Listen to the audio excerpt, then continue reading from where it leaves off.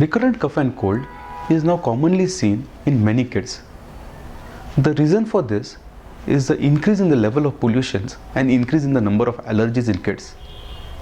The severe respiratory infections, especially pneumonias, have decreased by our increased awareness about good health of our kids and also because of the increased vaccination coverage. But allergies have increased. There are many reasons to this. What we have to understand is the treatment for this is very simple. It depends upon the severity of illness. Many kids have mild cough and cold, especially during trivial respiratory infections. This is nothing to worry. You just treat those infections or give supportive medicine only during that time.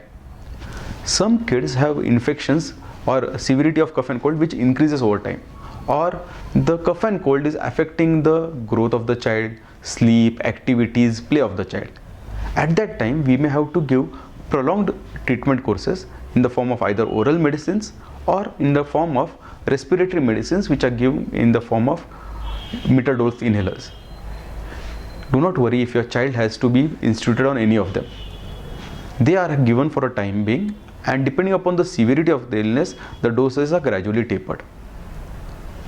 The main purpose of this treatment is we have to avoid long-term modification in the respiratory pathways which can lead to growth affection or recurrent infections in the later ages.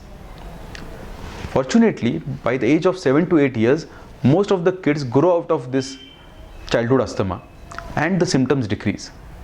So, taking care of the children by preventing the triggers which are dust, pollens, pollutants, strong smells, and promoting good activities, exercise activities in the kid, and controlling with adequate optimum medicines is the key to fight childhood asthma.